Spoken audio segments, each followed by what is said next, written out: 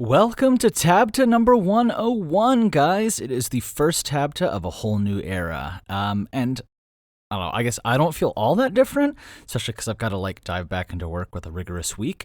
But just by numbers, it's a whole new century of episodes with 7th V. Whole new century of new adventures to share with you guys.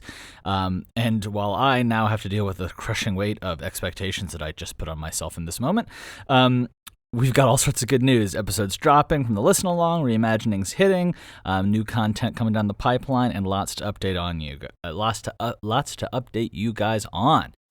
Whew! Let's get into it. But first, a message to our heroes of Edera. Hey there, this is Colin, creator of the 7th Valkyrie.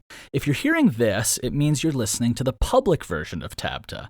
And I really appreciate that. It keeps the algorithm happy. It keeps us growing.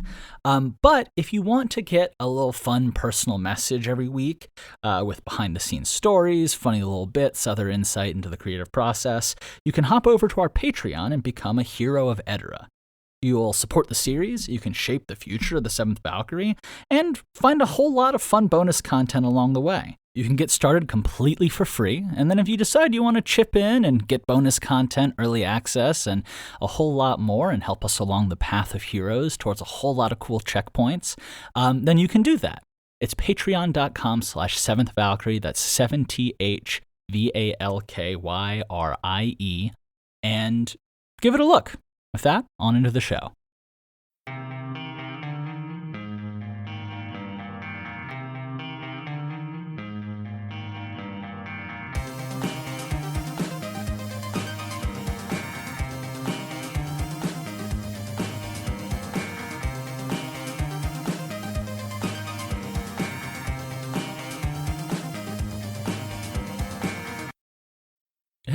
Hey, everybody, and welcome to TABTA, the adventure behind the adventure of the 7th Valkyrie, where we watch one series go from total obscurity to maybe 7 seasons in a movie, or maybe we just find the power of friendship along the way.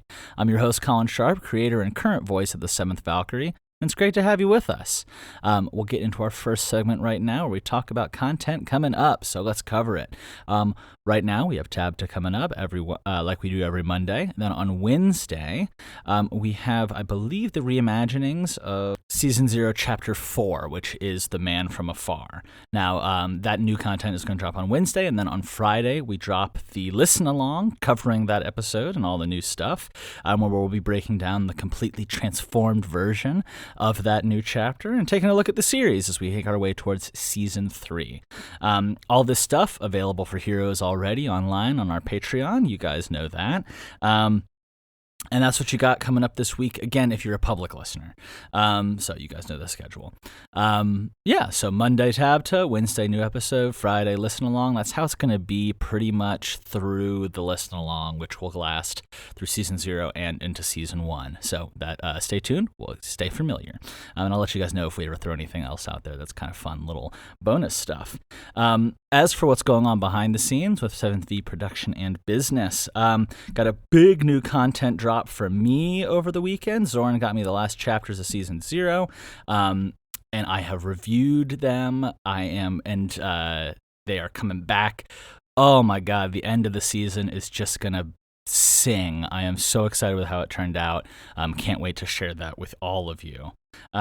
It's been awesome getting to see you guys commenting, discussing the series. Been in there with you guys, like I said last week.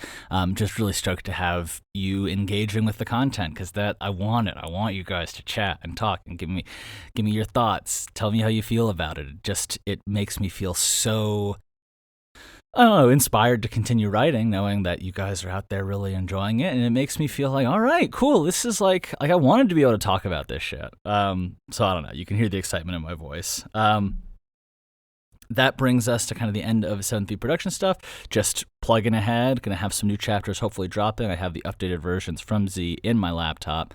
Hopefully we'll get those up, and the listen-alongs out for heroes. Everyone else in public, you got to wait a little longer. Other than that, let's talk about what's going on with me. Not much. I told you guys, the heroes, I'm back in Costa Rica, as you guys can all probably hear. Better equipment, better environment. I'm a little bit happier and healthier, and I got a funny story to share with you guys. So I got a buddy of mine, Tico, friend named Kevin, who comes and watches my house and my cat. He's one of my fucking best friends in the entire world. Love this guy. And he is born and raised in Costa Rica, and always, it's like he uses my house a lot, while he's there, because of course he does.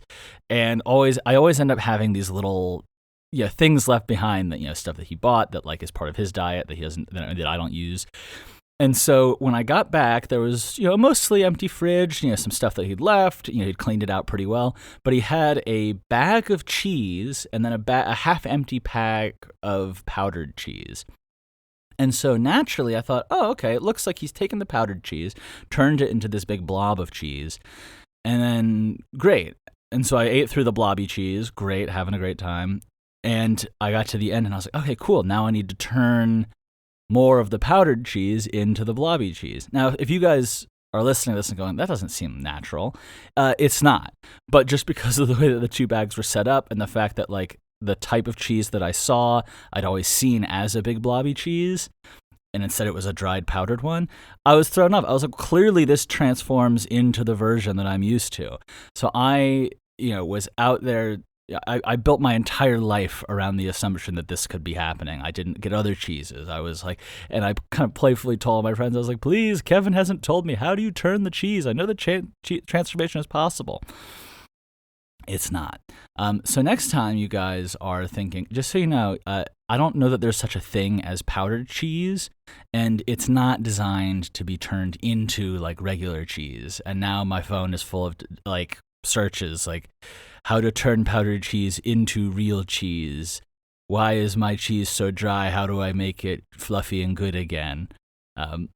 Anyway, this is the most notable thing that happened to me outside of 7th V this week. So cheers to you guys for that dumb story of my stupidity. Anyway, that brings us into our last segment for the day, which is Q&A. So I actually had a really great question from Hero Hayden recently, who asked me if I had any songs, albums, or artists that really capture the 7th V vibes, at least in my opinion.